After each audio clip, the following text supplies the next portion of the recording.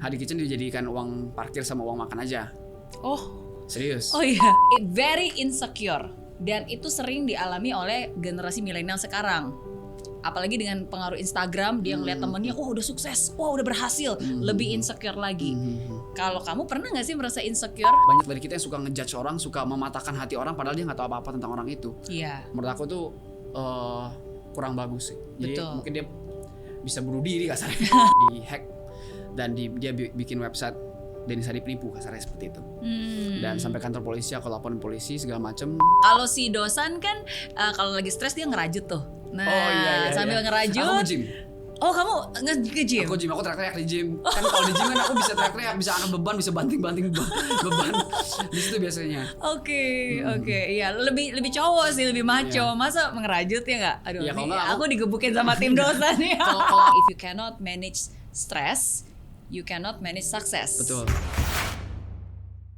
Hai friends, ketemu lagi bersama saya Mary Riana dan kita masih selalu membahas tentang dunia startup, baik startup yang di drama Korea maupun yang di realita. Dan hari ini bersama saya sudah ada garis keras penonton drama Korea startup, siapa lagi kalau bukan Dennis Hadi. Halo. Ini pecinta garis keras ya? Garis keras banget ini. Banget ya? Sama yang ada di sini nih. Yes, ini kita khusus loh. Jadi Khusus. jadi Dennis tuh datang ke sini tadi bajunya bukan ini. Bukan, tadi tapi pakai batik. Pakai batik, tapi bawa semua merchandise. Karena dia pakai mentor, saya pakai yang CEO. Iya. Bahkan katanya ada name tag-nya Dosan segala. Jangan sebut nama itu ya. Oh iya. Ada name Enggak, tag. bercanda. Tapi kita ada name tag semua, ada name tag Jipyong, ada name tag dia, habis itu ada name tag si Dalmi, lengkap. Oh iya, serius. Iya, sampai segitunya. Oh iya, mau dong ditunjuk. Ada. Kelihatan, di map kirim. Oh iya, dikit. Ada beberapa tapi nggak bawa. Oke. Kalau bawa pasti pakai sekarang. Sampai segitunya ya, sampai name tag-nya juga. Buat pansos sih sebenarnya. Buat pansos. Dan ini bukan cuma tulisan di depan dong, tapi kita Belakangnya siapkan juga ini. ada. Nah, sandbox ya. Oke, jadi bahasan kali ini bakalan seru banget. Sebenarnya sih awalnya saya bikin ini itu untuk memandu karena aku tuh suka lupa ini namanya siapa karena Wah, pertama hafal. kali nonton drama Korea saya. Iya, oke. Tapi sekarang kayaknya udah hafal luar kepala ya. Iya. Oh ini sih udah, nggak tahu siapa lagi. Ini waktu itu saya print yang tokoh utama, of course sudah pasti empat tokoh utama. Kalau itu nggak gitu hafal. Dosan, Namanya. Inje, Iya. Dalmi, Jipyong. Nah, terus karena dulu ada yang si tinggi tuh, saya nggak tahu namanya. Kita cuma selalu nyebutnya si Nama cewek aslinya tinggi. Stephanie Lee. Oh, Nggak tahu namanya siapa ya di filmnya. Saha. Oh. Kok malah lebih tahu nama aslinya? Soalnya kalau misalkan sebutan Korea kan susah kan. Hmm. Jadi kemarin kan lagi gara-gara filmnya tuh kentang banget, jadi nyari gimana ada bocoran kayak di Instagram mereka. Sampai segitunya habis itu ketemu Instagramnya dia. Ada Chosan kan Instagram apa namanya? Tapi kalau itu namanya Stefan Lu. Oke, jadi setiap mereka ini sebenarnya ada nama Inggrisnya. Enggak sih, kayaknya yang tulis di Instagram ada nama Inggris cuma dia doang. Oke. Yang cewek. Yes, sama ini Susi ya. Maksudnya Susi nama B. aslinya Susi B ya. Susi B. Oke, ya maklum baru pertama kali nonton drama Korea. Oh, pertama kali. ITM nggak nonton ITM? Nggak nonton. Nah, terus harus nonton di ITM Plus. Bagus. Itu tentang bisnis juga. Oke. Jadi pertama aku nggak pernah mau nonton drama Korea. Istri kan suka. Hmm. Pas lagi hamil dulu, pas hamil dia nontonnya Korea terus kan nggak bisa mana-mana. Terus dipaksain nonton, ini deh bagus. Pertama disuruh nonton King, nggak mau. Banyak yang disebut nggak pernah mau. Habis itu disebut dia bilang ini ada yang cocok sama lu. ITM Plus dia bilang tentang apa, tentang bisnis. Coba nonton deh, wah ketagihan langsung. Habis dari situ langsung ajar semua. Oke, pantesan. Dari yang bisnis, dari yang drama doang nonton semua hampir. Iya, karena relatable ya sama Iya, apa yang dilakukan. Memang paling suka yang memotivasi seperti itu sih, kayak startup nih lumayan. Itaewon sih lebih, kayaknya kalau misalnya dibandingin sama startup lebih motivasi Itaewon sih. Oh iya. Tapi nggak tahu sih endingnya gimana ya ntar ya. Oke. Tapi itu udah selesai dong. Udah dari lama itu. Udah lama ya. Berarti abis selesai startup ini nanti banyak sih udah rekomendasi saya nonton Itaewon. Kemarin itu. ngobrol sama Prilly juga, Prilly bilang harus nonton Itaewon gitu. Itu Itaewon gila sih, itu memang wah panas itu nontonnya. Itu di F&B, makanya kena. Dia F&B juga soalnya. Iya. Aku kan ada di F&B juga kan, jadi merasa oh bagus. Iya. Nah, jadi sebelum kita bahas ini mungkin kenalan dikit ya, Oke. biar yang lagi nonton juga tahu. Jadi Dennis Hadi ini masih muda Ya. Usia berapa? Di 20, bulan depan 26. Bulan depan 26 ya, tapi sudah banyak bisnisnya. Ada Hadi Kitchen, ada apa, jus. Ada juice and shake, Juice ada and salad shake. bar, ada positive wear. Jadi sebenarnya kita punya konveksi. Cuma pada saat itu mau jadi hari itu juga, jadi kita beli. Bahkan kita bisa bikin kayak gitu. Habis itu ada Flint tea sama Biopus yang terakhir. Oke, banyak. Padahal masih Enggak muda. lah. Enggak lah, masih belajar, masih kayak dosan.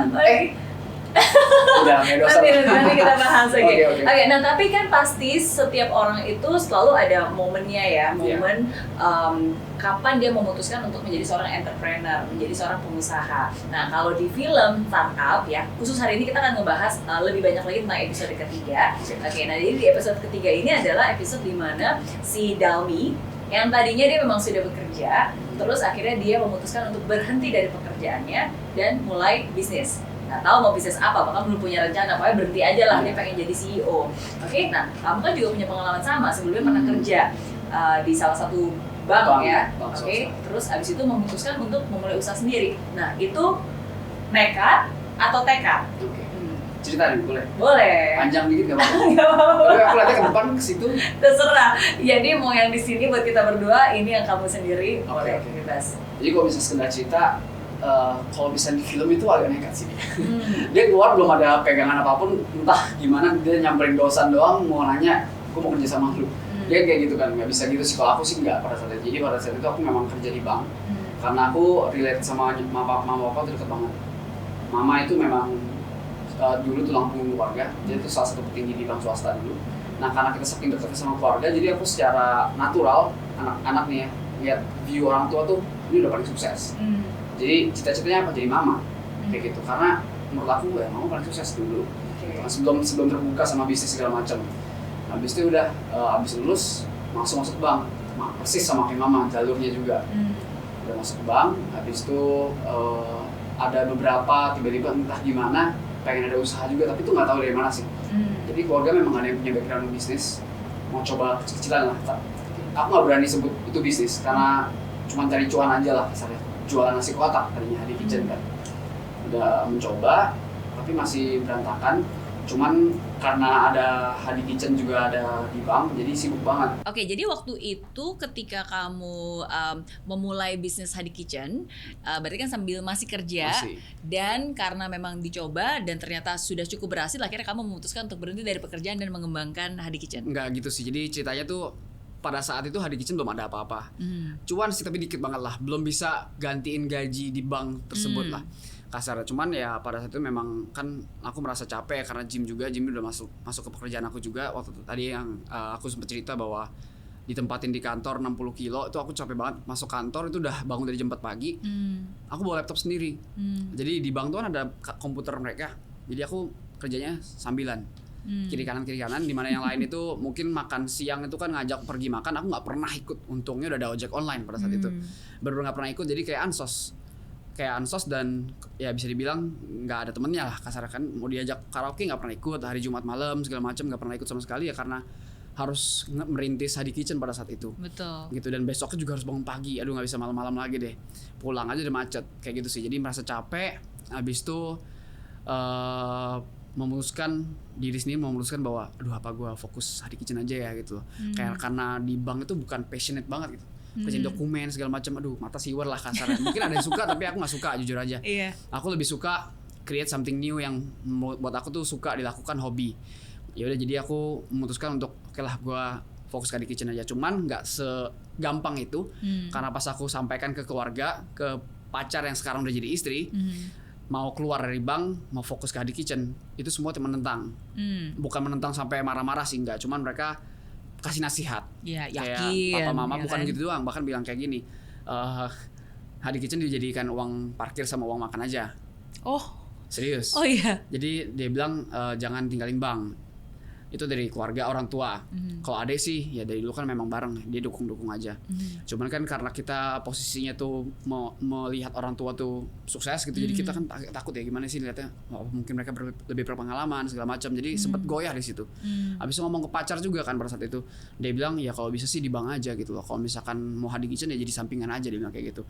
Menurut aku wajar, karena pertama orang tua mungkin kan anaknya cowok, pasti ada ketakutan lah, ada resiko. Nah kalau yang pacar mungkin kan one day kan aku harus nikahin dia segala macam, takut juga kalau misalkan one day nggak punya gaji tetap. Betul. Lebih pengennya yang mapan, secure ya. Betul. Cuman pada saat itu entah gimana aku percaya sama diri sendiri kayak Dalmi. Jadi mau coba udahlah gue yang jalanin hidup nih gue sendiri gitu loh. Mereka mungkin kenal Dennis Hadi, cuman yang paling kenal sama Dennis Hadi ya diri sendiri gitu kan. Siapa yang tahu dia bisa atau enggak, pasti yang paling tahu best ya diri sendiri. Jadi aku keluar, pas aku keluar tuh banyak tantangan lah kasarnya, tekanan. Nah sebelum keluar juga petinggi bank tahu kan, kalau di bank tuh kan pasti tahu ini mama lu di sini. Bank tuh kan udah kayak pemain bola ya, dia tahu posisi di mana-mana. Nah di bank itu atasan aku yang hire aku, dia sempet marah-marah, lu kenapa mau keluar, bilang kayak gitu, lu pasti mau kan mimpi lu kayak mama lu kayak gitu kan, lu kok kalau di bank tuh bisa sukses, kalau enggak susah untuk sukses, dia bilang kayak gitu. Ingat banget sebelum keluar dia ngomong kayak gitu. Tapi ternyata bisa buktiin di mana tadi family bilang itu uang makan sama uang parkir. Semua saudara sekarang kerja sama Hadi Kitchen kasarnya gitu. Wow. Setelah berapa tahun tuh pembuktiannya berarti? Pada saat itu setahun sih. Setahun ya? Setahun sih, lumayan cepet sih pada saat itu memang. Dibantu, abis itu tahun kedua mama viral, naik lagi. Tahu mama sempet Iya, aku viral. baru tahu juga bahwa ternyata mamanya Dennis ini sempat viral. Yang awet muda itu loh, foto yang kamu sebelahan, tapi ternyata itu bukan pacar, tapi itu mama yang ternyata sekarang udah jadi nenek. Iya betul. Usianya 50 tahunan tapi kayak anak remaja. 53. Ya udah nenek tapi wajahnya masih awet muda ya. Kalah sama anak-anak belasan tahun sekarang yang enggak belasan juga lah. Jadi sempat viral itu langsung to the moon lah kasar, cepet banget, langsung rising star kalau bahasa bisnisnya kan. Jadi cepet banget ya kayak gitu deh. Nah tapi kalau kita balik lagi nih ya, misalnya ke adegan yang ada di film Startup dan yang tadi kamu sharing, aku bisa ngelihat bahwa sebenarnya ada benang merah sih. Jadi walaupun mungkin kita belum bener-bener yakin nih, sama kayak si Dalmi, begitu dia memutuskan, oke, saya berhenti dari pekerjaan. Dia nggak tahu dengan jelas dia mau buat apa, dan dia juga nggak menjamin 100% bakal sukses. Sama seperti kamu, ya kan, walaupun memang sudah buka usaha tapi kan belum sukses banget, bahkan orang tua bilang jadi uang parkir aja deh. Gaji bank pun masih kalah lah kasarnya. Masih kalah. Gaji bank maksudnya. Betul. Gitu. Tapi ada satu persamaan, kamu tahu bahwa jalan akhirnya itulah yang kamu mau. Betul. Ya kalau di film Startup itu kan ada adegan di mana si Dalmi itu lagi nunggu naik eskalator, terus tiba-tiba ada yang datang nih nanya, tempat CEO di mana? Terus dia bilang, oh CEO di lantai 32. Hafal bener, gila ini. Aku udah lupa dia bisa ada kayak gitu ya. Ada. Terus dia bilang ini CEO tuh di lantai 32, nggak bisa naik lift yang ini, harus lift yang sana gitu. Dan di situ kayak aha momennya dia bilang bahwa oh iya ya, berarti sebenarnya jalur yang saya pilih ini cuma mentok bisa sampai sini doang gitu. Kalau misalnya mau ke CEO ya harus naik lift yang berbeda, liftnya ada di sana gitu. Jadi nonton berapa kali sih? Wah, kan garis keras.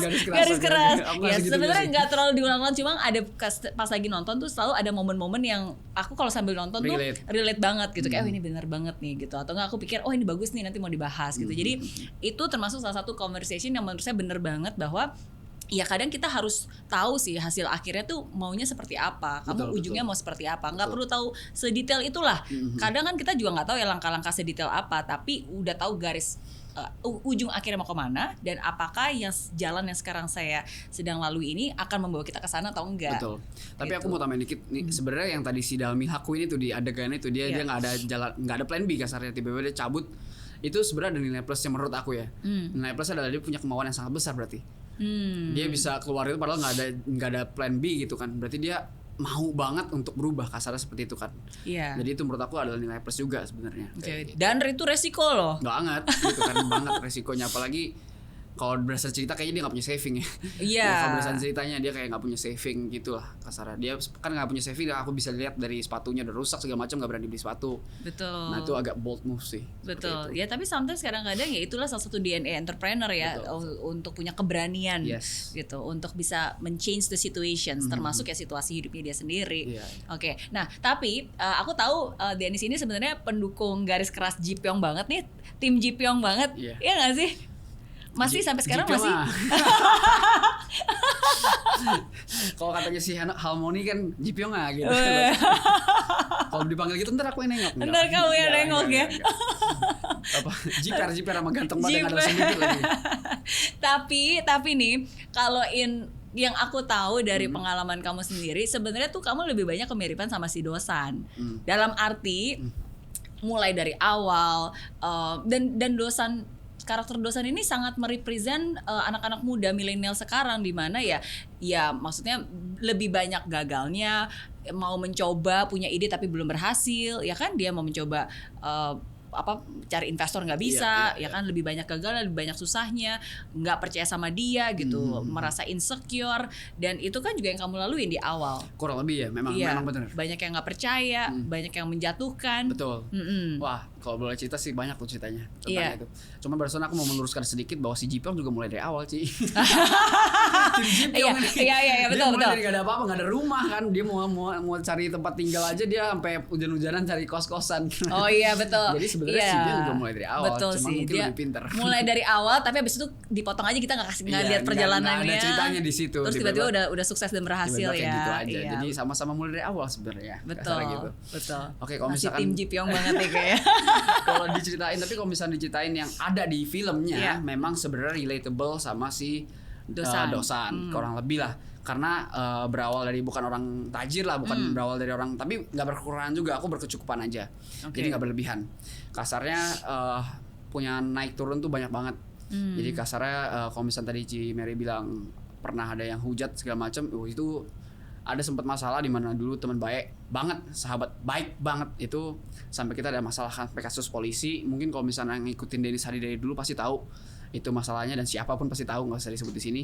Intinya teman baik banget itu yang sampai waktu mau nembak pacar dia yang bantuin beli bunga. Baik banget, teman baik banget, gym bareng segala macem, and then kita sama-sama mulai catering. Intinya singkat cerita ya bisa di step back lah, di hack, dan dia bikin website Dennis Hadi Penipu, kasarnya seperti itu. Dan sampai kantor polisi, aku laporin polisi segala macem, udah beres. Intinya inti dari cerita ini bahwa ini sebenarnya mirip banget sama Itaewon Class sebenarnya. Jadi itu nanti Cici Mary nonton, harus nonton ya. Iya, harus nonton Itaewon Class. Itaewon Class aku bisa cerita panjang lebar karena itu benar relatable banget. Dia juga di lawannya juga seperti itu, dan lawannya orang kuat sama seperti aku persis. Jadi kasarnya di situ ya, aku nggak usah cerita endingnya kayak gimana, siapa yang menang, siapa yang kalah, atau gimana, pokoknya di polisi. Intinya aku cukup sakit hati lah kasarnya, bahwa ketika semua udah mengenal uang dan usaha gitu ya, sahabat terbaik itu tuh sahabat terbaik aku sampai ninggalin istri, ninggalin pacar pas itu nonton berdua sama dia bioskop, itu sering banget. Tiba-tiba di step back itu ya kaget sih, sakit hati lah kasarnya di situ. Nah itu pelajaran aku untuk nggak gampang percaya sama orang, mau kayak gimana pun juga. Iya. Gitu. What happened? Maksudnya apa yang membuat itu bisa berubah? Kan memang udah temen banget, apalagi kayak tadi kan sangat deket banget. Berarti kan harusnya the trust is already there. Yes. Bahkan kita juga pernah start bisnis kecil-kecilan, jadi kayak zaman-zaman fitness kita bikin online coaching juga bareng-bareng. Kayaknya ini nggak usah terlalu cerita detail, nanti mengarah ke somebody. Tapi nggak apa-apa. Kenapa bisa kayak gitu? Karena kita sama-sama mulai catering. Jadi kita di bisnis yang sama, kita tahu sendiri bahwa di catering itu bisa, ya ini maksudnya bukan sombong atau gimana, tapi pada saat 2 tahun lalu itu kan catering belum banyak kan, catering satu belum banyak, jadi kasarnya aku bisa salah satunya lah. Dan memang jujur aja 1 tahun udah naiknya cepet banget, kecepatan aku aja bingung, nggak sanggup kadang-kadang. Sampai nolakin ratusan customer dulu. Jadi intinya memang brand-brand lain kurang lebih tersalip sangat cepat, termasuk si beliau punya brand. Jadi berarti bukan bisnis barengan lah ya, tapi memang teman, dan kebetulan memang tadi membangun bisnis di industri yang bersama. Tadi kita hampir bareng. Cuman dia udah janji sama pacarnya untuk bikin seperti itu, jadi nggak apa-apa. Pas kita masih sama usaha nih, nggak ada ribut. Kita masih teman, curhat customer, curhat supplier. Tapi begitu naik, nggak lama, bener-bener nggak lama, paling 6 bulan lah. Udah lost contact, blok-blokan.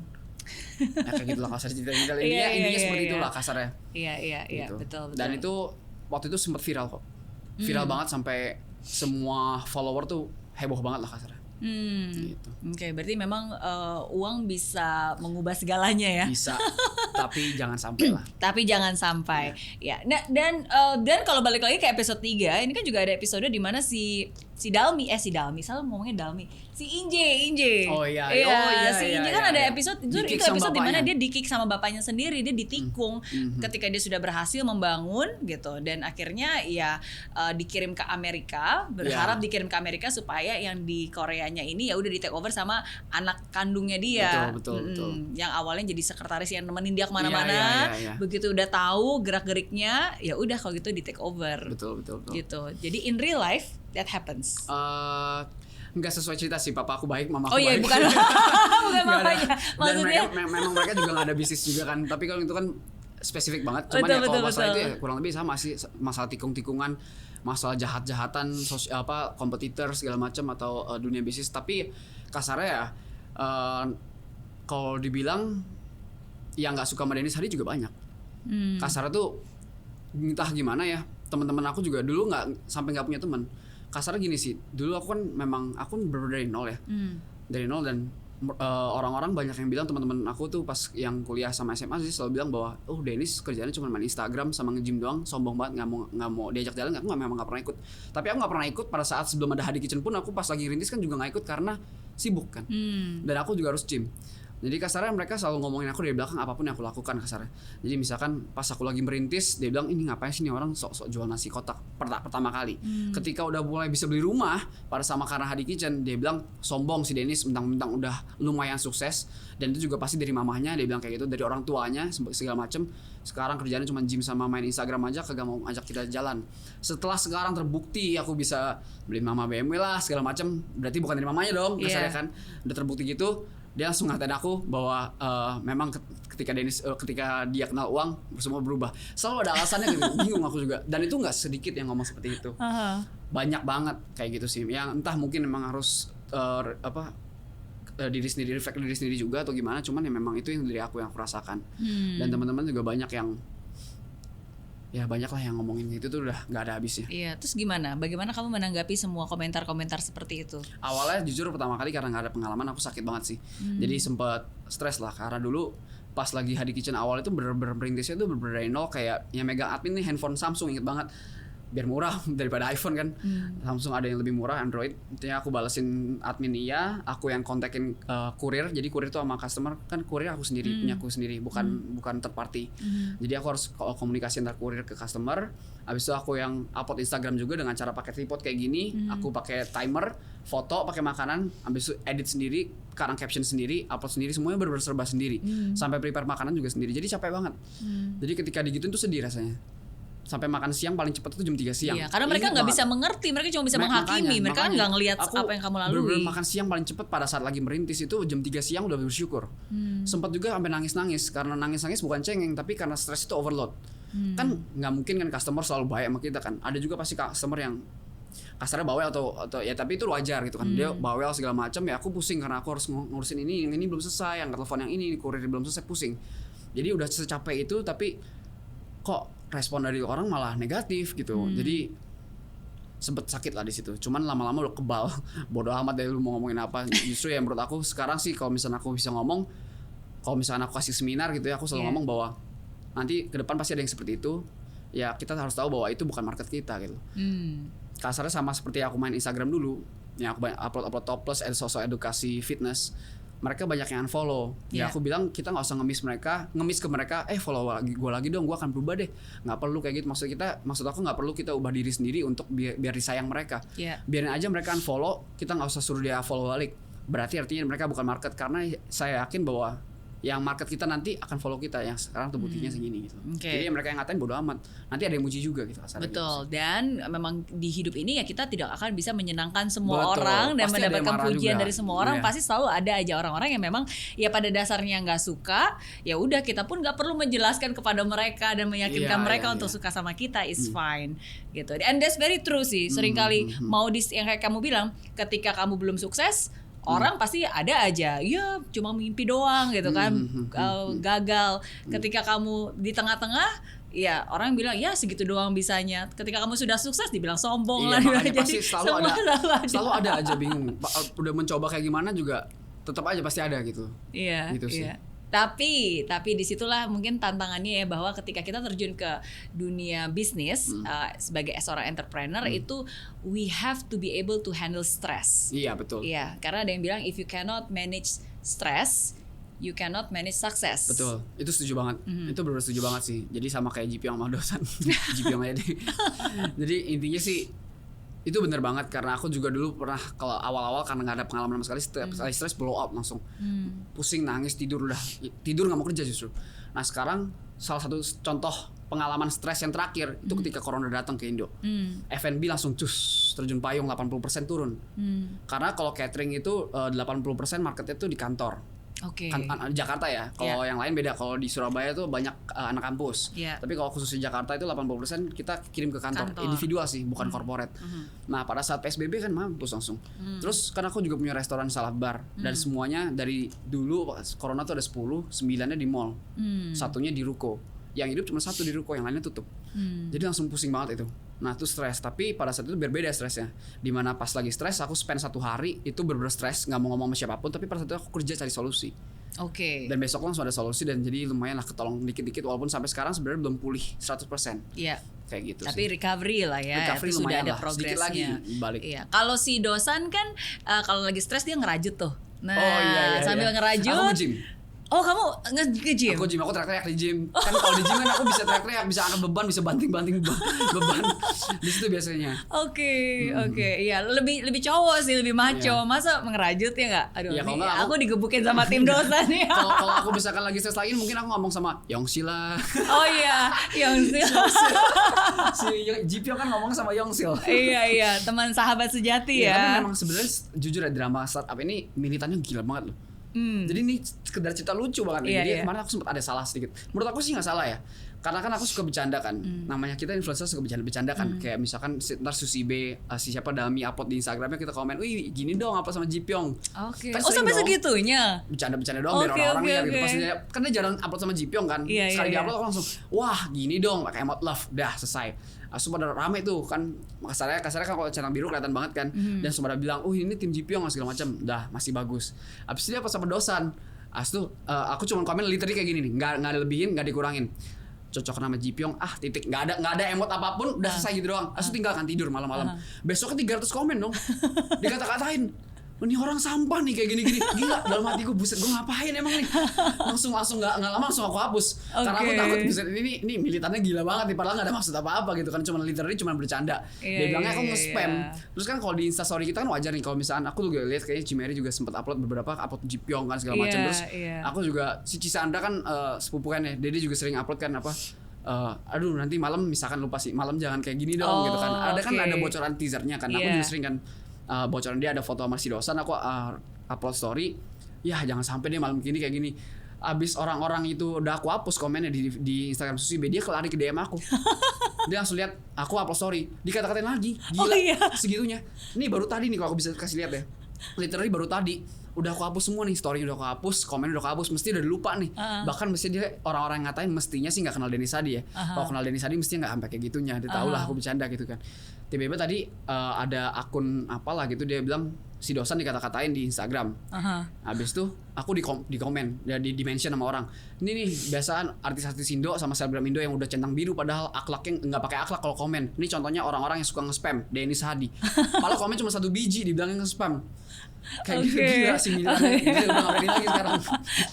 Takut. Kecuali di sini nanti di komennya paling di YouTube-nya Cimeri. Waduh, iya. Tapi nggak apa-apa sih. Tapi sebenarnya aku juga selalu, of course setiap karakter.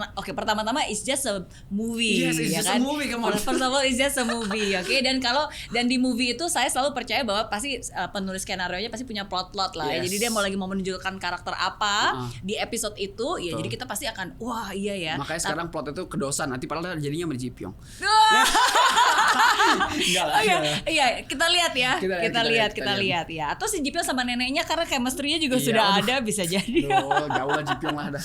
Oke. Tapi bukan gitu, tapi karena memang kalau di Instagram yang aku ngeliat tuh lebih banyak tim Jipyongnya. Dan tapi aku pengen banget sih serius nih ya. Jadi buat semua yang tahu tim dosan, ada public figure atau siapapun juga yang memang tim dosan sejati, dan boleh ntar bisa di-mention ya, ntar kita bisa ngobrol-ngobrol, Ingat ya guys, kita nggak benci dosan.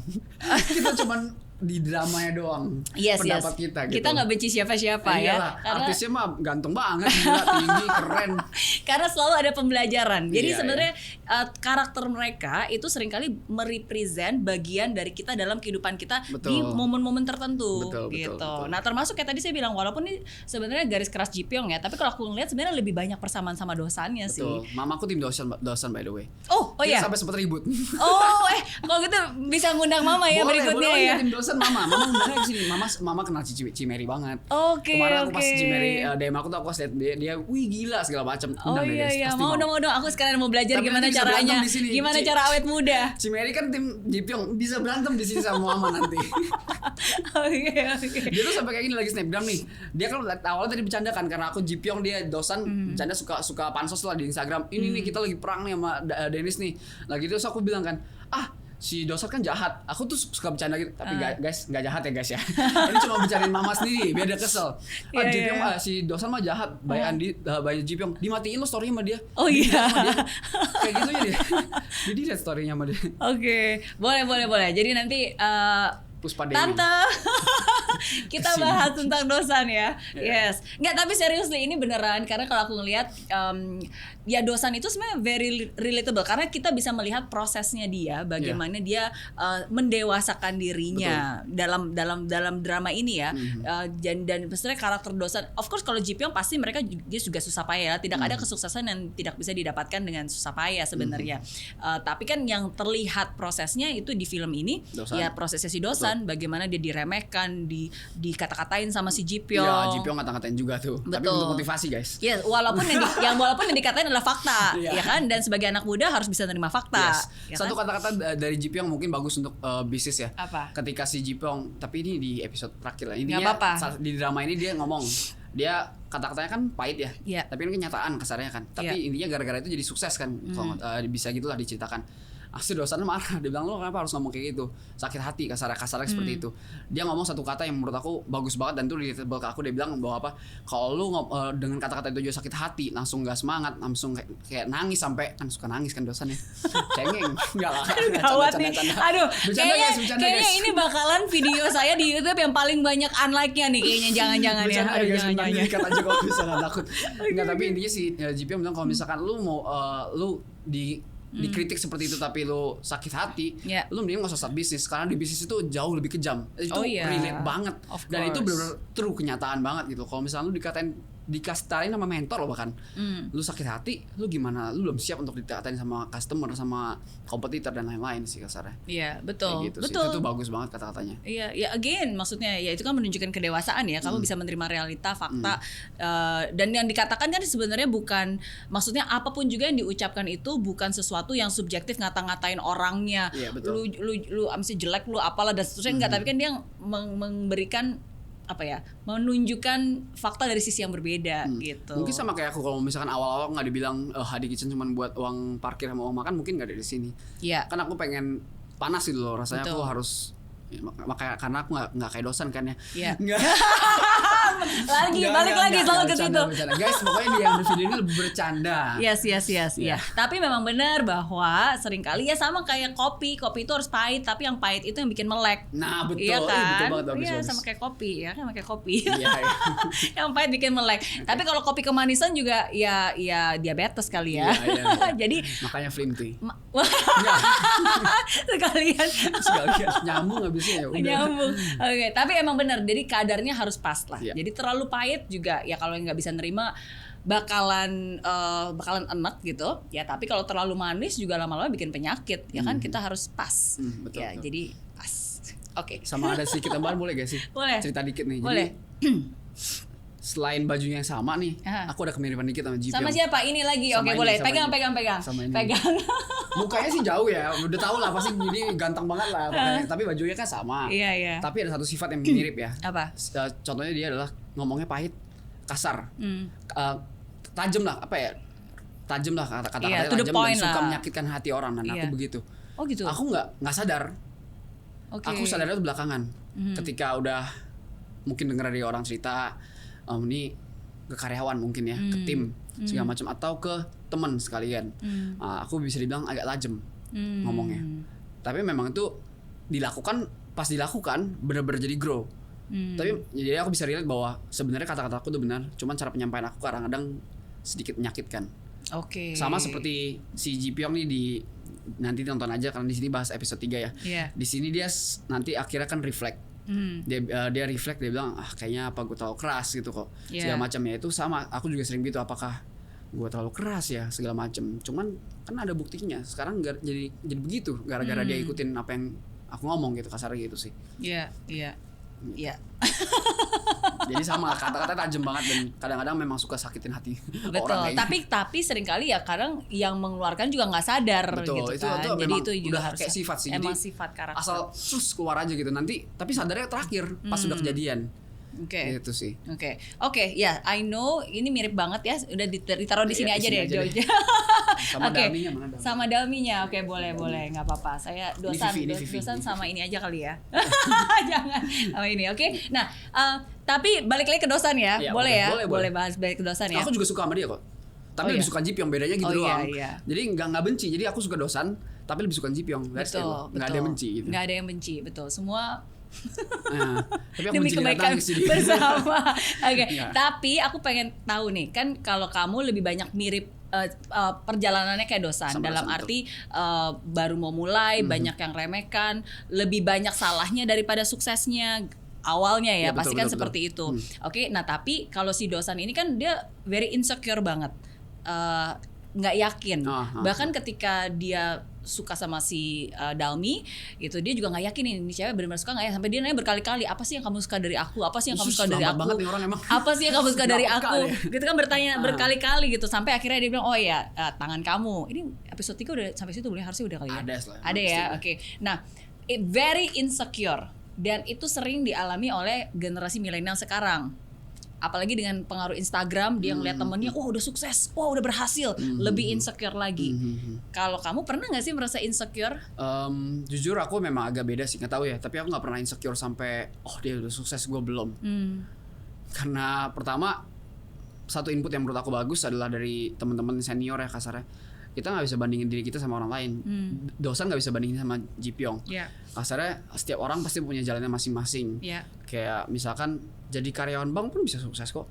Kasarnya, tapi intinya mungkin ada yang lebih cepat. Tapi ya misalkan hasilnya 100, ini yang lebih lambat mungkin hasilnya 200 kan, nggak ada yang tahu. Intinya sih menurut aku setiap orang punya jalannya masing-masing, nggak bisa dipaksain. Oh gue harus jadi kayak dosan, oh dia harus jadi kayak Ji Pyong. Nah, aku nggak bisa main investasi, ntar bodong, aku pernah rugi kok investasi kan. Berarti bukan Ji Pyong aku ya. Nggak bisa saham aku. Jadi investasi apa yang rugi? Ya ini sekarang IHSG segala macam lah. Oh oke, saham trading rugi lah, itu ya. Dan ada dulu lah sama investasi aku juga bodong pernah investasi. Itu investasi bodong dulu yang wah satu sekali trading cuan banyak, aku ikut masuk lumayan banyak. Habis itu rugi bodong, ya udahlah. Maksudnya intinya nggak bisa jadi semua orang. Ada juga yang tajir sama investasi, contohnya ya itu teman Putra ya, si timnya si Bong Chandra. Oh Andika Putra. Andika Putra kan kurang lebih seumur, dia sukses banget dari investasi kayak, nah itu baru mirip banget sama Ji Pyong tuh. Nah kasarnya aku mau coba kayak dia nggak bisa, kasarnya gitu kan. Gitu. Padahal kalau misalnya aku lihat view di bidangnya sini mungkin less karyawan. Ya kan, kalau kita kan bisnis F&B, ada yang masak, ada yang nganter segala macam, itu banyak errornya dan juga lebih banyak karyawan. Betul. Masalah gitu. Cuman aku nggak bisa jadi kayak dia, mau gimana ya? Udah aku di sini aja gitu. Iya, tapi itu sih poin penting ya. Kita memang kita nggak bisa menjadi orang lain. Betul. Dan memang kita nggak boleh jadi orang lain. Kita bukan Superman lah. Iya, kita jadi versi terbaik diri kita sendiri. Betul, ya, betul. Tahu kelebihannya apa kekurangannya. Jadi aku insecure ketika aku mungkin sama tahun lalu lebih hebat tahun lalu. Jadi aku bandingin mungkin sama diri sendiri. Bukan bullshit tapi ini beneran. Jadi aku motivasi aku adalah aku lihatnya dari track record. Misalkan aku segini bisa segini, tahun depan aku harus lebih lagi gitu. Oke. Gitu sih. Yes, dan mikirnya lewat nge-gym, jadi nggak ngerajut tapi nge-gym. Nggak ngerajut, itu aneh banget ngerajut. Tapi ini kan film. Nge-gym ya. Ya nge-gym sama kadang ya di kantor sih. Nggak harus nge-gym selalu sih. Oke. Gitu. kalau dibandingkan sama film drama Korea startup itu kan memang tech startup ya, jadi kan memang memakai AI dan seterusnya. Oke, tapi in real life sebenarnya banyak usaha-usaha zaman sekarang, walaupun mungkin bukan benar-benar kayak tech heavy startup sampai kayak bikin aplikasi, tapi kita juga bisa menggunakan teknologi, menggunakan platform digital. Betul. Kamu adalah salah satu contoh nyata yang berhasil bagaimana kamu menggunakan teknologi, menggunakan Instagram doang gitu ya untuk membangun bisnis. Ya growth-nya dari Instagram doang, literally dari Instagram Hadi Kitchen sama Dennis Hadinya doang awal-awal. Cuman di situ doang bisa buka 5 cabang sampai buka salad bar restoran di 10 cabang, yaitu dari Instagram only. Sama YouTube sih dulu aku sempet main YouTube dulu banget, tapi ya dari situ doang sih sebenarnya, nggak pakai iklan, bahkan nggak pakai ads, nggak pakai teknologi, organic apapun. grow berarti ya. Bener organic. Endorse juga jarang dulu, bahkan sempat banget dulu mungkin 2019 awal endorse tuh bisa 0 rupiah loh. Jadi kita nggak ada budget marketing, tadi cuma dari Dennis Hadi doang, organic pure. Nah tapi sementara ini karena banyak kompetitor, habis itu juga growth-nya teknologi, ya kita harus pelajarin juga. Jadi kita memang sekarang main di iklan, ads. Ads buat yang mana yang lebih efektif sekarang? Facebook, Kalau YouTube? itu sih aku nggak bisa ngomong, ada masternya nanti nonton ini. Jadi tapi intinya aku tahu bahwa bisnis aku juga pakai iklan. Iklan-iklan itu ya ada masternya. Aku nggak ngerti sama sekali iklan, cuman mereka pakai iklan dan itu works banget, karena kalau dari iklan tuh kasarnya kalau dari endorsement itu kita, kalau dari aku, ini opini aku ya, belum tentu salah, belum tentu benar, kita buang uang ke lautan, nggak tahu nih ikan mana yang kepancing, ikan apa yang kepancing. Nah kalau dari ads, kalau yang aku pelajarin, kalau misalkan marketnya sudah matang, kita bisa lempar uang ke kolam koi, ikan koi. Kasarnya kita udah tahu tuh ikan koi semua, kita bisa mancing dapat koi. Kita buang uang banyak nggak apa-apa, dapatnya koi banyak, kasarnya gitu. Jadi lebih precise sebenarnya. Betul. Karena untuk yang benar-benar mengerti dan tahu cara menggunakan ads yang benar, yang tertargeted, ya kan. Terus ada layer-layernya juga kan, dibawa kemana, ada funnelnya. Jadi dan itu bisa ke-track kan. Dari ini siapa yang sampai closing itu kan bisa ke-track semua. Jadi bisa lihat ROAS atau return of itunya lah. Iya. Oke. Jadi ya sebenarnya tetap ada kemiripan, bagaimanapun juga ya bisnis itu bukan hanya idenya saja, tapi harus ada bisnis developmentnya seperti apa, tractionnya seperti apa, ya kan, dan semua harus dimonitor nih sehingga kita tahu nih usernya berapa, customernya berapa, dan seterusnya. Cuman kita nggak sampai bikin aplikasi, gila itu hebat banget dia bikin aplikasi dalam beberapa hari. Iya, siapa yang bikin aplikasinya? Dosan. Jadi siapa yang pinter? Jipyong juga pinter kok. Tapi satu poin penting, tapi jangan ini nggak bermaksud sensitif. Cuman aku aku memang belum sukses gimana. Cuman aku bisa dibilang ya lumayan adalah di sini gitu. Maksudnya bisa menafkahin keluarga sendiri, jalan-jalan, happyin mama papa, lumayan lah kasarnya. Intinya pada saat aku SMA aku hampir nggak naik kelas. Oh ya. Aku juara 4 terbawah. Dan aku nggak punya ijazah SMA. Nah, jadi nggak lulus SMA? Nggak lulus. Tapi aku lompat ke Malaysia. Aku O level namanya. Intinya kalau ijazah SMA aku beneran nggak ada. Dan ada 2 alasan sebenarnya kenapa aku keluar. Pertama, mama sih nyuruh. Pertama, biar aku bisa belajar bahasa Inggris di Malaysia. Kenapa Malaysia? Karena paling murah untuk belajar bahasa Inggris. Singapura langsung jauh kan harganya kan. Langsung kan? Kali 3 ya, aku Singapura. Adik aku Singapura. Oh gitu. Akhir-akhir. Itu juga karena di Malaysia dia ditolak, karena Malaysia udah gak mau terima yang gak punya ijazah Malaysia. Gak punya ijazah SMA ketika dia mau masuk. Di umur aku masih diterima. Di umur Daniel 3 tahun setelahnya dia nggak mau terima student yang belum punya ijazah SMA lagi. Jadi di Singapura terpaksa. Tahun berapa itu? Waduh. Mas jauh lah kayaknya. Jauh. Daniel sekarang masih kita aja jauh nih, 26, aku udah kepala 4. Aduh, iya. Makanya tadi kita ngomongin apa? Jadi di Malaysia. Alasan pertama belajar bahasa Inggris. Alasan kedua takut nggak naik kelas. Karena nggak takut lewat UN. Mama sih bilang kayak gitu. Karena aku beneran juara 4 terbawah. Takutlah mama kalau terima rapot lah. Masalah gitu. Juga pernah nerima rapot nih. Karena aku tuh nakal ya, badung orangnya. Nilai biologi nih aslinya 40. Aku coret atas jadi 80. Takut dimarahin kan, maaf 80. Pas juara terakhir kok bingung kan mereka kan gue segini. Iya, kok dari 80 juara 4 terakhir. Datang dong kan ke kepala sekolah kan, udah takut aja nih, anjir takut gue dikasih tahu kan. Beneran dong datang guru biologinya dikasih tahu nih nilai 40. Astu loh, mana pernah anak saya dapat 40. Sok ngaku, digampar gue. Masih kecil. Bandel banget dong. Pak digambar. Kumpulin gue ya. Kasarnya gitu. Jadi emang bodoh lah dalam akademis ya, nggak pinter lah, bukan bodoh tapi nggak pinter. Jadi kasarnya orang pinter belum tentu sukses. Bener, belum orang pinter belum tentu sukses ya. Bukan artinya nggak sukses loh. Ya belum tentu. Belum tentu sukses. chance suksesnya lebih besar mungkin, tapi tidak bisa dipastikan sukses gitu kasarnya. Justru banyak juga kok orang, malah sekarang coba aja Mark Zuckerberg, dia emang lulus kuliah drop out bahkan segala macam. Memang dia pintar sih, tapi dia drop out akademisnya nggak tahu lah gimana, intinya kayak gitulah. Banyak juga teman-teman aku yang dia kurang pintar di sekolah, sekarang udah sukses kasarnya gitu. Jadi tidak menentukan gitu loh. Jadi makanya mungkin si mentor nih nggak sepintar dia, jenius matematika kan sebutannya kan. Ini kan nggak jenius matematika, tapi kan lebih tajir. Tapi nggak tahu ya 3 tahun ke depan ya. 3 tahun ini kan episode lagi 3 tahun belum ini kita belum nih. Kita lagi dari teasernya udah punya kapal nih sih. Nanti dipip. Iya, tapi itulah hidup. Seringkali kita tuh melihat hanya dari satu episode doang. Padahal kan masih ada episode-episode berikutnya. Keadaan bisa berubah. Iya kan, things can change. Makanya itu dia. Orang nggak bisa jadi seorang lain gitu. Siapa tahu nanti si dosen dari teasernya dia punya yak kan. Dia nggak punya yak nih. Betul. Jadi kan dia kan mungkin lebih lama perjalanannya kan. Iya. Tapi itu belum pasti guys. Yes. Belum pasti dia punya. Ini banyak banget apa spoil alertnya untuk episode ini. Oh iya, oke. Iya. Tapi it's fine, it's good. Tapi berarti waktu itu kamu memang udah ada jiwa apa ya, jiwa rebelliousnya dari sejak kecil ya. Iya, memang agak nakal sih, Badung. Aku user 3 di sini. Apa? User 3 di sini nakal. Emang kalau user-usernya banyak? Katanya sih kan gitu kan, konon katanya kalau orang tua zaman dulu bilang kalau misalnya user 1 pintar, kalau 2 tuh Badung, kalau 3 tuh naujubillah. 3 aku nih. Tapi seperti yang tadi bilang ya, maksudnya mendapatkan nilai bagus di sekolah, maksudnya pintar dari segi akademis itu tidak menjamin kesuksesan di dunia nyata. Bukan berarti tidak mungkin ya. Justru punya chance yang lebih besar mestinya. Betul, ya. Berarti karena kan nggak hanya cuma IQ kecerdasan aja ya, apalagi di dunia bisnis IQ itu penting, tapi ada yang lebih penting lebih penting EQ, I can, kemauan. Aku di kuliah ingat banget pas setiap kali kerja kelompok, karena aku memang nggak pintar tuh kebawa sampai kuliah.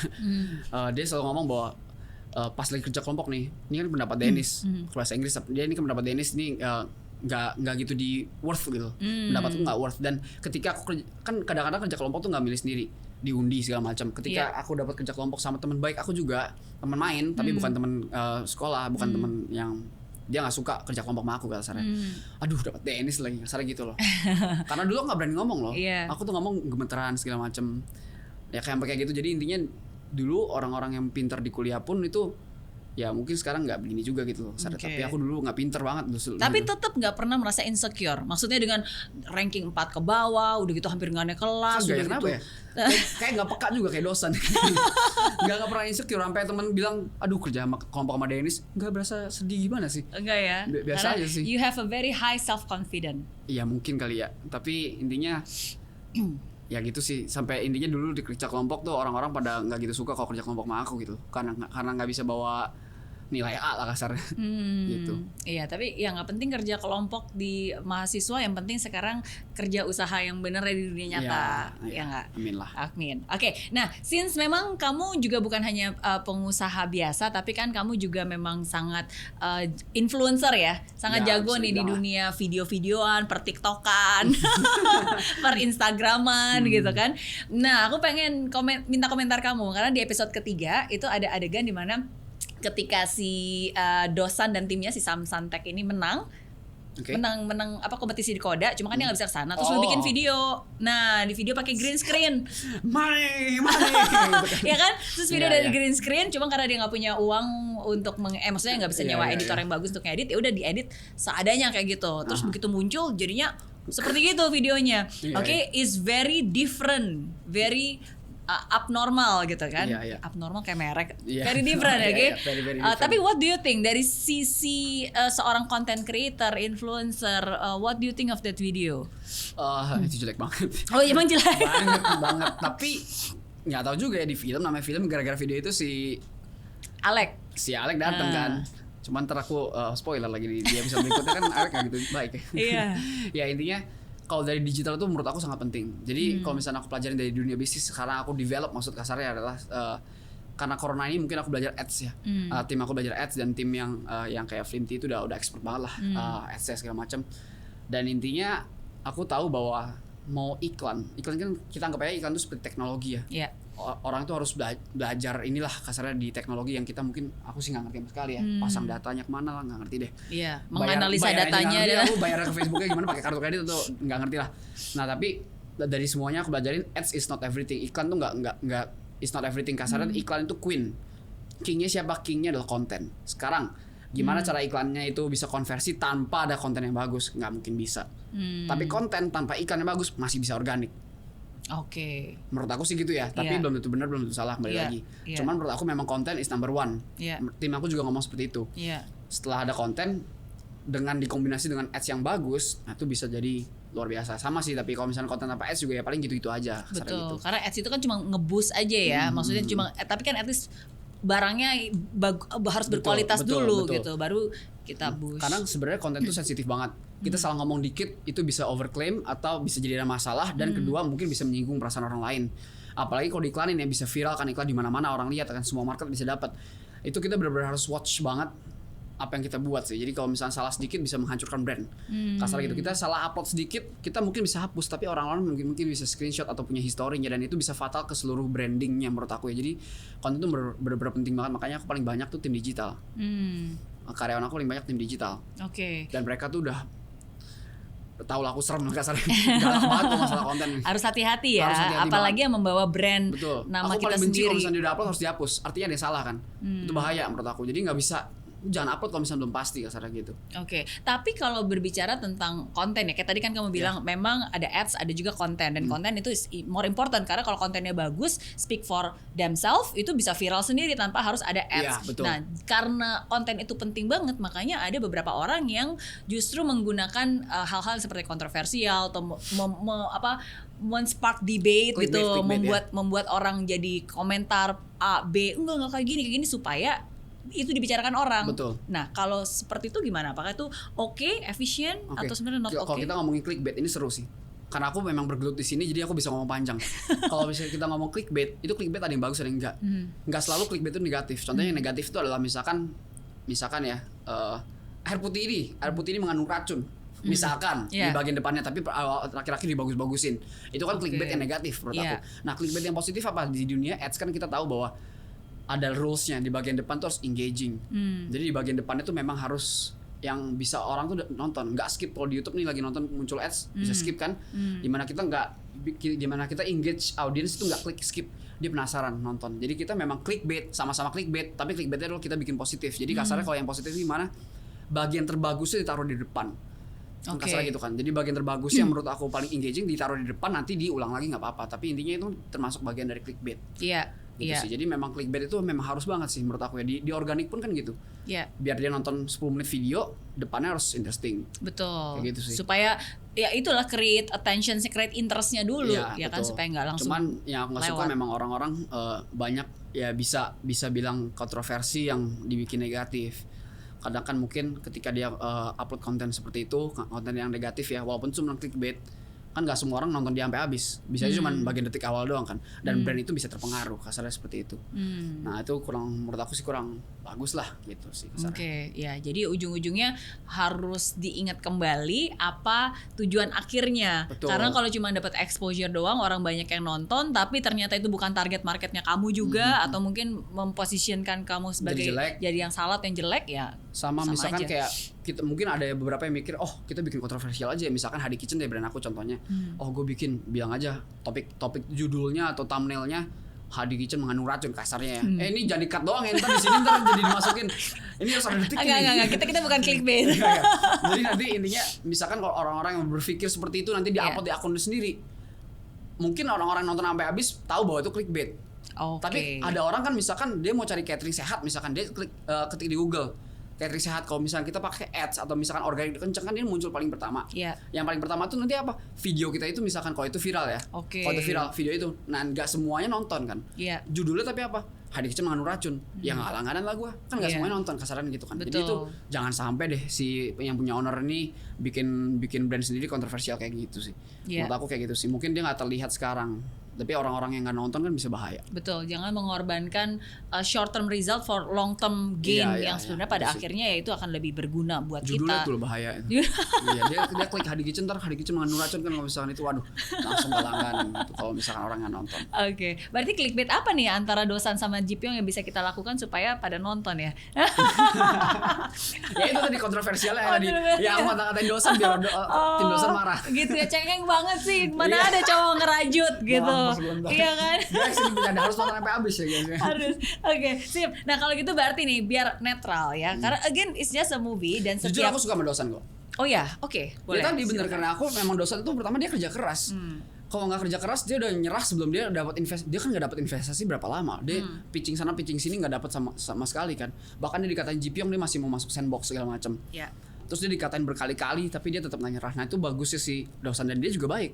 Betul. Aku nggak bilang dia jahat, dia tuh baik banget sampai ya ide dia bikin aplikasi itu kan dari neneknya si Dalmi. Betul. Dan dengan syarat, maksud dengan cerita bahwa dia nggak kasih tau Dalmi kalau neneknya seperti itu. Jadi kasarnya itu true dari hatinya, aku mau nolongin nenek lu tanpa lu tahu deh gitu kasarnya. Betul. Nah itu baik banget menurut aku, baik dan kerja keras banget lah kasarnya gitu, dan pinter.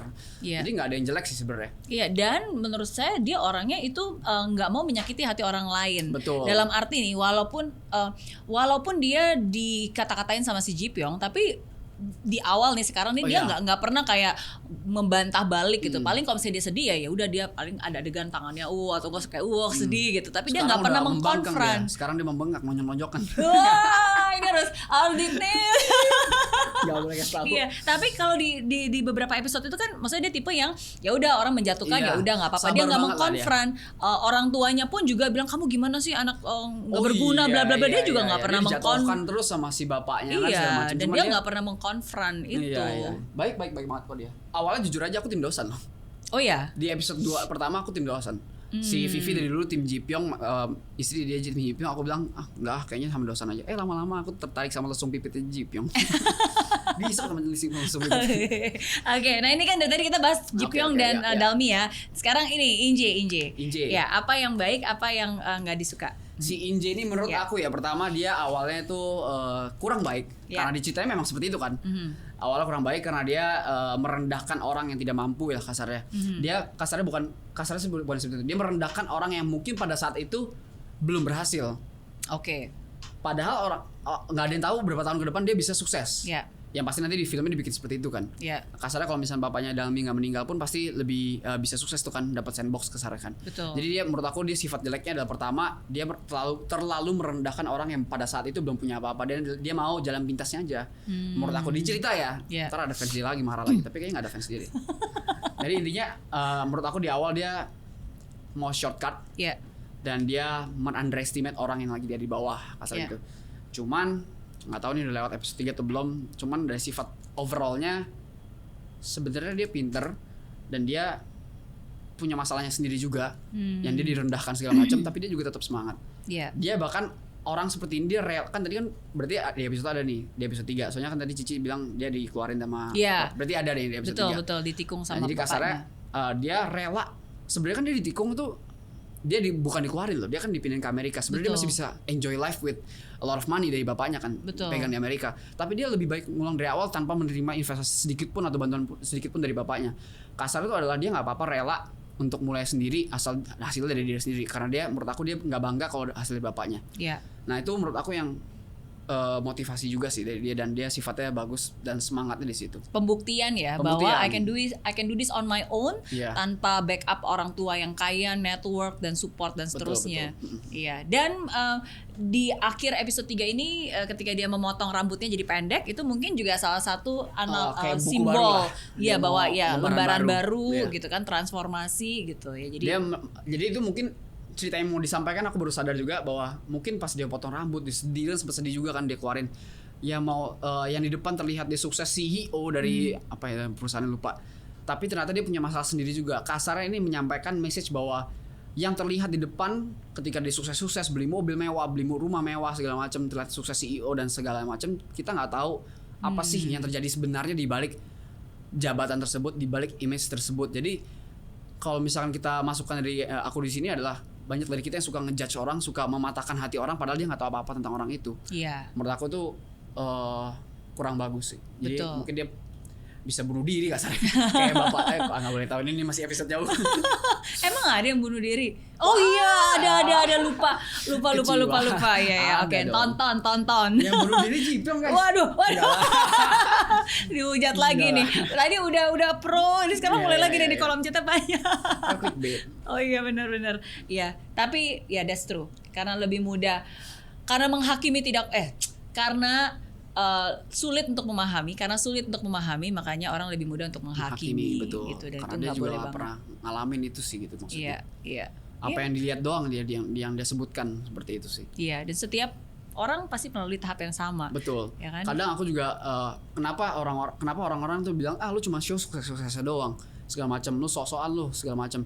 Ya pertama menurut aku juga punya banyak kok sedih-sedihnya, punya banyak yang merintisnya, nangis-nangisnya, stres-stresnya, marah-marahnya. Cuma menurut aku hal itu nggak perlu diupload ke sosial media. Iya. Maksud aku adalah aku nggak perlu menunjukkan sesuatu yang negatif ke publik. Iya. Karena apa yang aku tunjukkan menurut aku akan efek dia. Contohnya ketika aku misalkan lagi bete, istriku bakal bete. Iya. Istri aku bete, mungkin dia kasih makan anak aku lebih susah. Iya. Kasarnya seperti itu. Jadi apa yang kita show itu akan efek ke orang yang melihat. Jadi lebih bagus kita show yang baik-baik biar mereka juga good mood. Iya, betul. Biar semuanya good mood. Kasarnya seperti itu. Jadi kasarnya waktu itu aku sempat ini Ci, buka cabang di salad bar cabang pertama kan aku kalang kabut kan, nggak bingung nih. Aku sempat marah di telepon depan umum. Jadi aku nggak depan umum banget sih. Jadi restoran aku di sini, aku di sebelah sini, aku marah-marah sama Oke. tim gitu. Orang ada yang lihat, ada yang ngomong, aku dengar. Ih, masa influencer yang punya salad bar bisa marah-marah gitu? Ya emang gue gak bisa marah. Bedanya lu denger aja gitu kan. Nah Iya. itu sih aku salah karena aku nggak tahan di situ lah. Tapi Oke. maksudnya aku juga bisa marah, aku juga bisa nangis. Cuman kadang aku nggak pengen tunjukin aja gitu loh. Iya. Berarti nangis juga dong. Ya, nangis lah, aku sering banget. Berarti nggak kayak dosen juga nangis, berarti juga nangis dong. Nah ini juga nangis terakhir. Karena nangis itu manusiawi. Iya, nangis buat cewek juga aku sering sih. Emang kayaknya sama dosen deh aku juga nangis sama cewek sering loh. Aku kayaknya setiap kali diputusin aku nangis deh. Oh iya, emang udah Iya. berapa kali diputusin? 3 Dihitung kali. beneran 3. lagi. 3 dan aku nggak pernah mutusin orang, aku diputusin terus. Oke, gentleman itu Diputusin terus, gentleman. Nangis, diputusin lagi, nangis. Dan setiap kali nangis aku merasa bilang, kayaknya gue gak bisa dapetin yang bagus. Kayaknya gue gak bisa continue life. Ternyata dapet yang istimewa yaitu Vivi. Yeay. Tapi Vivi juga pernah putusin aku. Oh iya? Iya. Terus gimana cara balikinnya? Gara-gara agama, Bek. Kita beda agama dulu. Oke, Jadi kita oke. pada saat itu masih pacaran, dia takut agama membuat kita nggak bisa bersatu. Tapi aku bilang, kenapa Tuhan menyatukan kita tapi agama memisahkan kita? Asik. Oke. Jadi kita tacu. Ya berarti kalau suatu saat nanti Dalmi putus sama Jipyong atau putus sama Dosan, kalau berarti itu bukan akhir dari segalanya, bisa balik lagi mungkin kalau. Baliknya jangan ke dia. Oke, ya, thank you banget nih kalau kita lanjutin nih ngobrol nih Wah, nggak nggak bakalan habis, nggak habis habis, karena habis. banyak banget yang bisa dibahas ya kan, banyak banget yang relate juga, ya nggak sih? Relate Iya, banget sih. Ini iya. memang cerita-cerita kayak gini relate. Nanti Cimerin pulang nonton Itaewon.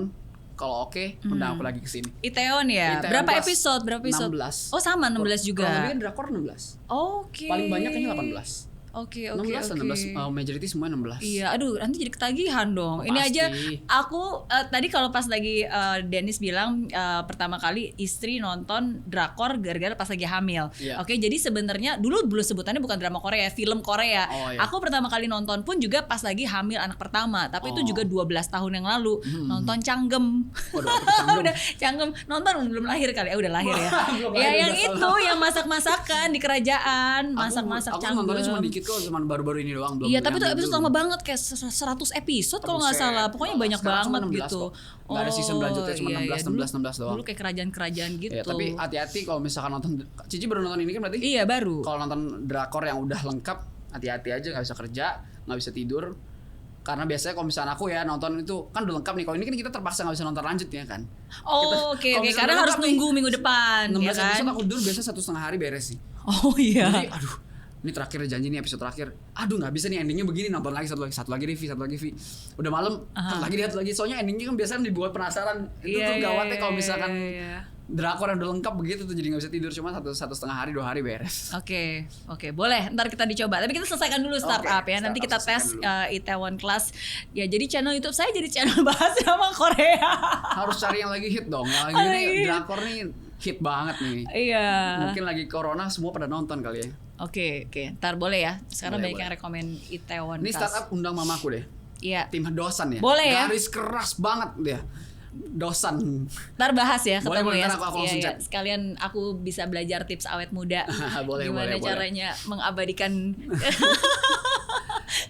kecantikan. Oke, ya udah kalau gitu ini harus kita tutup, harus kita wrap ya. Nanti kita bisa lanjut lagi karena ini masih ada beberapa episode lagi ya. Jadi nanti kita akan bahas-bahas. Tapi thank you banget sudah meluangkan waktu untuk berbagi. Apalagi berbagi, bukan hanya berbagi pandangan tentang dunia startup film, tapi juga berbagi kisah tentang perjalanan kamu sendiri, sharing ya. Karena again ini contoh anak milenial yang usianya belum nyampe 30 tapi sudah berhasil, banyak kerja kerasnya, banyak nangis-nangisnya juga. Banyak kok, banyak banget. Kalau aku lihat kan nggak mungkin, gue nangis dulu bentar ya. Nangis ke kamu nggak mungkin kan. Jadi ya nangis kan nggak siap-siap kamera dong. Ya nggak perlu lah sampai di share-share. Gitu Oke, tapi setiap tangisan, setiap kegagalan itu adalah benih untuk kesuksesan kalau kita menggunakannya dengan baik. Iya betul. Oke, jadi sukses terus buat Hadi Kitchen. Thank you Ci. Sukses buat thank semuanya. Thank you udah diundang kesini. Ini salah satu goal juga nih. Maksud udah tahu Cimeri udah lama banget. Zaman kuliah loh, jujur aja. Oh gitu. Zaman aku kuliah dulu kan sempet banyak banget ya. Mary Riana tuh sempet booming banget tuh pas aku lagi kuliah. Iya, kesannya saya udah tua aku ya. Aku nggak pernah tahu muka Mary kayak gimana, bentuknya kayak gimana. Tapi Mary Riana, sebutan Mary Riana tuh udah terlalu sering banget di kuping. Buku lah, ntar cerita dia sampai dibuat film kan sempet ya. Wow, thank you. Nah, itu udah gila banget. Makanya pertama kali si Mary chat DM, aku screenshot, aku kasih papa mama seneng. Kayak gitu, dia bilang wah gila gitu sih. Mereka suka, makanya undangnya kesini. Thank you, aku juga seneng nih. Aku DM Dennis karena kan sebelum ini nggak kenal ya. Cuma aku tahu karena tuh suka banyak yang mention yang nonton drama Korea ini gitu. Jadi ini dan aku tahu kamu tim Jipyong dan memang kamu juga punya background entrepreneur, punya kisah, punya perjalanan, punya strugglingnya juga. Ya udah, akhirnya kita ngobrol-ngobrol deh hari ini. Sama aku boleh kasih satu tip-tip dikit, boleh. sedikit. Jadi menurut aku pertama untuk masih yang startup juga ya kayak di film nih, ada sedikit insight maksud aku ya. Kadang-kadang kan branding itu kadang buat cuman produk kita doang kan. Oh kita harus bagus-bagusin nih Hadi Kitchen, bagus-bagusin nih inilah A, B, Positive Wear, lain-lain brand-brand itu harus dibagusin dengan branding. Tapi yang menurut aku harus dibagusin selain produk adalah diri sendiri. Menurut aku. Jadi contohnya ya, kasar singkatnya, kalau aku nggak bagus branding aku nggak mungkin ada di sini sama depan Cimeri anak. Nggak mungkin si Cimeri ini kenal Dennis Hadi itu siapa kan, nggak mungkin. Nggak mungkin kenal sama senior kasarnya. Kita harus brandingin diri kita selayaknya produk yang kita ingin tawarkan lah kasarnya. Jadi kita harus bagus lah kasarnya, image-nya luar dalam semua harus bagus sehingga growth-nya juga datang sendiri nanti ke depannya. Kasarnya gitu sih. Dan jangan pernah, karena aku pernah salah, jangan pernah untuk menutup kuping dari siapapun walaupun dia bukan senior, karena kadang mungkin omongan dia lebih nggak sukses dari kita, tapi omongan dia mungkin bisa kita apply ke bisnis kita. Karena itu aku lakukan dulu. Aku terlalu bangga sama diri sendiri dulu. Jadi aku tutup kuping dari semuanya karena aku misalkan kayak Cimeri ya dulu ya. Cimeri nggak pernah catering, ngapain gue dengerin dari dia. Dulu aku sempet kayak gitu. Bukan Cimeri kan nggak kenal dulu. Banyak lah teman-teman yang lain, gue tutup kuping karena dia nggak tahu catering. Udahlah gue yang tahu catering. Tapi ternyata insight dari mereka yang mungkin bisa bukan di catering atau bukan di F&B, ya mungkin bisa gue pakai di bisnis aku gitu. Kasarnya seperti itu.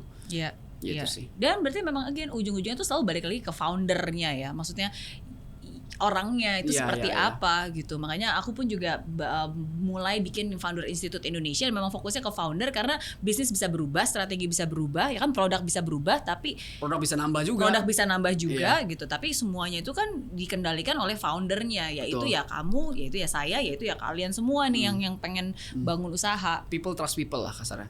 People kadang susah untuk percaya produk mati. Tapi dia kalau misalnya ada someone yang seperti dirinya di image seperti itu akan lebih masuk ke hati orang lebih gampang. Menurut aku sih gitu sih. Setuju. Yes, saya yakin ini pasti bukan perbincangan pertama dan terakhir, tapi nanti pasti bakal ada ngobrol-ngobrol banyak lagi nih ke depannya. Tapi untuk episode ini berarti kita harus wrap up dulu karena kalau enggak nanti berkelanjutan. Jadi Jipyong atau dosan nggak penting. Oh penting. Udah saya neneknya aja deh. Nenek. Jadian ya kamu ya. Astaga. Udah main aja. ini kayak sama-sama. Aduh, jangan itu punya jangan. Sulsan, ini Oh, punya iya, Sulsan. iya, iya, Nggak oke, boleh. oke. Ya udah, nggak apa-apa, biarlah. Si Nandosan sama si ini aja, sama si yang punya sandbox aja nih main. Oh, ini ya, gini ya. Iya. Aduh, ini lagi-lagi. Udah, aja Dami Oke. sama si Jipyong. Ini kayak kita lagi main cocok-cocokan ya, Iya, sama iya. siapa. Oke. Ya, tapi again jodoh di tangan Tuhan. Iya, bercanda. Oke, jodoh di tangan penulis skenario dari Betul. film startup. Oke, jadi kita nikmati aja pokoknya di bawah santai. Oke. Oke. Oke, jadi thank you sekali lagi. Thank you. Dan- Saya Jipyong, ini Soldalmi, kita pamit. Yes. Yang pengen tahu lebih banyak bisa follow Instagramnya Denis Hadi. Denis HDI. Iya. DNIS Gara-gara kamu HDI. bilang tadi zaman dulu sering upload foto-foto topless nanti di scroll paling bawah lagi atau udah di delete. Enggak pernah lihat biasanya. Banyak kok, sampai beberapa kali juga kalau yang fitness ada kok. Oh iya. Tapi jarang aja sih. Oke. Ya udah. Oke, kalau gitu thank you. Jangan lupa untuk subscribe ya dan nantikan di episode berikutnya. Pokoknya apapun yang terjadi, tenang aja. Ini baru episode ini doang. Masih ada jalan, masih ada kesempatan. So fight till the end and never give up. Bye-bye. Eits, tunggu dulu. Jangan lupa untuk subscribe ya dan klik link di bawah ini. Jangan lupa juga untuk klik tombol loncengnya. Oke? Terima kasih.